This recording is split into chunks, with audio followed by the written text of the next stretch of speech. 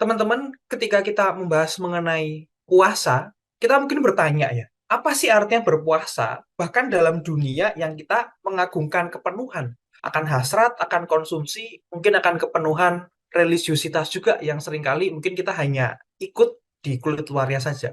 Dan pertanyaan itu mungkin sebenarnya mirip ya yang diajukan oleh orang-orang Farisi kepada Yesus dalam Lukas 5 ayat 33. Mereka protes, murid Yohanes sering berpuasa, demikian juga orang Farisi, tapi murid-murid Yesus tetap makan dan minum.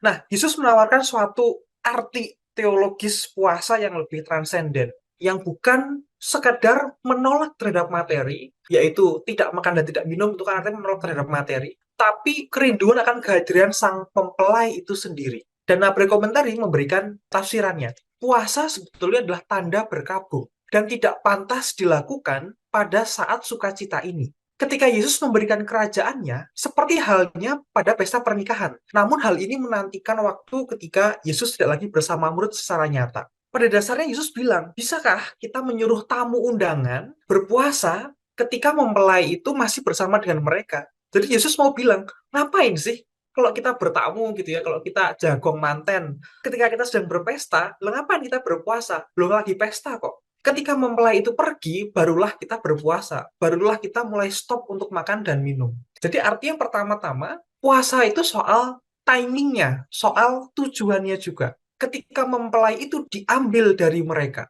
disitulah mereka baru mulai untuk berpuasa. Dan metafora pengantin yang ini mengungkapkan hubungan kasih baru antara Tuhan dan umatnya.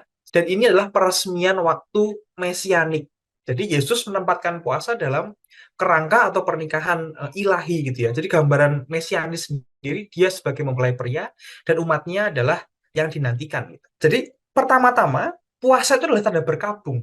Kita berpuasa ketika Kristus tidak lagi hadir secara fisik. Jadi puasa dalam pemahaman ini bukan hanya sekedar penyangkalan diri tapi ekspresi ya, ekspresi penantian akan pemenuhan kerajaan Allah itu sendiri. Jadi kita tidak lagi puasa itu menolak materi, bukan hanya sekedar menyangkal diri, tapi ekspresi kerinduan batin pemenuhan kerajaan Allah itu sendiri. Dalam Didache Bible ataupun KGK 796, umat Katolik biasa kita berpuasa untuk persiapan Komuni Kudus dan masa Prapaskah. Jadi jelas bahwa kita berpuasa sebagai ekspresi dari penantian, kerinduan pemenuhan kerajaan Allah itu sendiri.